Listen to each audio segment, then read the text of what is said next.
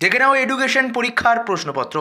উচ্চ মাধ্যমিক শিক্ষা বিজ্ঞান এই মডেল প্রশ্নেই তোমাদের পরীক্ষা হবে। বন্ধুরা, উচ্চ মাধ্যমিকের যে এডুকেশন পরীক্ষা অর্থাৎ শিক্ষাবিজ্ঞান পরীক্ষা রয়েছে, সেখানে বলে দিই যে এর জন্য প্রতিবন্ধী শিশুদের জন্য শিক্ষা এবং প্রাথমিক শিক্ষার সর্বজনীনতা এই অধ্যায় থেকে কমনযোগ্য প্রশ্নগুলি কী কী, এখান থেকে কিন্তু দুটি প্রশ্ন আসবে, একটি প্রশ্ন লিখতে হবে। প্রথমে বলি প্রতিবন্ধী শিশুদের জন্য শিক্ষা এই অধ্যায় থেকে কোন কোন প্রশ্নগুলো আসতে পারে। মুখ ও বধির শিশুদের শিক্ষাদানের পদ্ধতি আলোচনা করো। দৃষ্টিহীন শিক্ষার্থীদের শিক্ষার উদ্দেশ্য কী? বিদ্যালয় বা শ্রেণীকক্ষে শিক্ষার্থীদের বিভিন্ন আচরণগত সমস্যার কারণ কী? 4 নম্বর প্রশ্ন, প্রতিবন্ধী শিশুদের শিক্ষাগত সমস্যা কী কী, এদের শিক্ষার প্রয়োজনীয়তা কী? এবারে প্রাথমিক শিক্ষার সর্বজনীনতা এই অধ্যায় থেকে কী কী প্রশ্ন আসতে পারে। প্রথম প্রশ্ন, বয়স্ক শিক্ষা বলতে কী বোঝো? এর সমস্যা, উদ্দেশ্য বা লক্ষ্য আলোচনা করো। সর্বশিক্ষা অভিযান কী? এর লক্ষ্য, উদ্দেশ্য, কর্মসূচিগুলি আলোচনা করো। জাতীয় সাক্ষরতা মিশন সম্পর্কে আলোচনা করো। সর্বজনীন সাক্ষরতা প্রসারের পথে বিভিন্ন সমস্যাগুলি কী কী? শিক্ষায় সর্বজনীকরণের সমস্যাগুলো কী কী? 6 নম্বর প্রশ্ন, বয়স্ক শিক্ষা সফল না ব্যর্থ তার সম্পর্কে যুক্তি দাও। ব্যক্তি জীবনের সাক্ষরতার গুরুত্ব কী? 2 নম্বর থাকে যে কোনো একটি প্রশ্নের উত্তর দাও। 4x1 অর্থাৎ 4 মার্কসের একটি প্রশ্ন থাকে।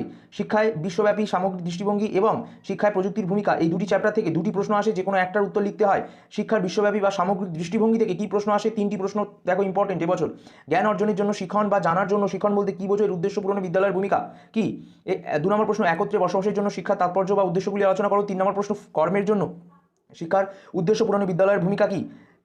শিক্ষায় প্রযুক্তির ভূমিকা থেকে দুটি প্রশ্ন এবছর গুরুত্বপূর্ণ। 1 নাম্বার, শিক্ষার্থীর চাহিদা পূরণে কম্পিউটারের ব্যবহার সম্পর্কে আলোচনা করো এবং অথবা কম্পিউটারের শিক্ষামূলক উপযোগিতাগুলি লেখো। 2 নম্বর প্রশ্ন, কম্পিউটার কি শিক্ষকের বিকল্প হতে পারে? যুক্তি দাও।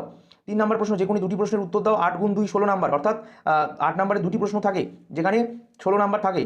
তো এই 8 নম্বরের প্রশ্নের জন্য শিখন কৌশল, শিক্ষামূলক রাশিবিজ্ঞান এই 3টি চ্যাপ্টার থেকে কমনযোগ্য যে প্রশ্নগুলি হলো, এখান থেকে 3টি প্রশ্ন থাকবে, যে কোনো দুটি প্রশ্নের উত্তর লিখতে হবে। শিখন থেকে কী কী প্রশ্ন আসবে তোমরা সেটা দেখে নাও। সাধারণ মানসিক ক্ষমতা কি? স্পিয়ারম্যানের দ্বিউপাদান তত্ত্বটি আলোচনা করো। এখানে স্ক্রিনশট করে নাও 2 থেকে 6 প্রশ্নগুলি, এগুলো খুব গুরুত্বপূর্ণ, ঠিক আছে? এই প্রশ্নগুলো পড়বে। শিখন কৌশলে এই দুটি প্রশ্ন স্ক্রিনশট করো, এগুলো পড়বে। এরপর বলি শিখন কৌশলের আরও দুটি প্রশ্ন রয়েছে। শিক্ষাক্ষেত্রে প্যাভলভের প্রাচীন অনুবর্তন তত্ত্বের উপযোগিতা আলোচনা করো, আর 4 নম্বর প্রশ্নটাও স্ক্রিনশট করে নাও। আর শিক্ষামূলক রাশিবিজ্ঞান, সেখানে কী কী আসবে? কেন্দ্রীয় প্রবণতার পরিমাপ কাকে বলে? একটি পরিসংখ্যান বিভাজন স্থাপন করো। বন্টনটি থেকে গড় ও ভূইষ্ঠক, মিন ও মোড নির্ণয় করো। স্কোর দেওয়া থাকবে সেখানে।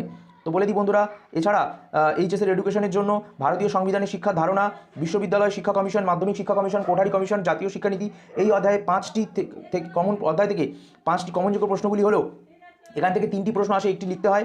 এবছর কোঠারি কমিশন এবং ভারতীয় সংবিধানের শিক্ষার ধারণা এই দুটি জায়গা থেকে প্রশ্ন সম্ভাবনা সবচেয়ে বেশি, ঠিক আছে? তো ভারতীয় সংবিধানের শিক্ষা ধারণা থেকে একটা প্রশ্ন গুরুত্বপূর্ণ। নারী শিক্ষা বিষয়ে জাতীয় নারী শিক্ষা কমিটির ভক্ত বৎসলম কমিটির সুপারিশগুলি আলোচনা করো। বিশ্ববিদ্যালয় শিক্ষা কমিশন থেকে যে প্রশ্নটা আসতে পারে, বিশ্ববিদ্যালয় শিক্ষা কমিশনের সুপারিশ অনুযায়ী উচ্চশিক্ষার লক্ষ্য কী? মাধ্যমিক শিক্ষা কমিশন থেকে দুটি প্রশ্ন ইম্পর্টেন্ট। মুদালিয়ার কমিশনের সুপারিশ, লক্ষ্য বা উদ্দেশ্য এবং মূল বক্তব্যগুলি আলোচনা করো। 2 নম্বর প্রশ্ন, মাধ্যমিক শিক্ষা কমিশন প্রস্তাবিত পাঠ্যক্রমের সপ্ত প্রভাব আলোচনা করো। কোঠারি কমিশন থেকে একটি প্রশ্ন গুরুত্বপূর্ণ। প্রাথমিক শিক্ষা সম্পর্কে কোঠারি কমিশনের সুপারিশগুলি আলোচনা করো। এছাড়া বন্ধুরা দেখো, এই 4টি প্রশ্ন খুব গুরুত্বপূর্ণ, 2 থেকে 5 অবধি, এটা কিন্তু স্ক্রিনশট করে নাও অথবা টুকে নিতে পারো। এরপর বলি জাতীয় শিক্ষানীতি থেকে এই দুটি প্রশ্ন খুব গুরুত্বপূর্ণ। জাতীয় শিক্ষানীতি 1986 এর সুপারিশগুলি আলোচনা করো। জাতীয় শিক্ষানীতি পর্যালোচনার পরিপ্রেক্ষিতে জনার্দন রেড্ডি কমিটির সুপারিশগুলি আলোচনা করো।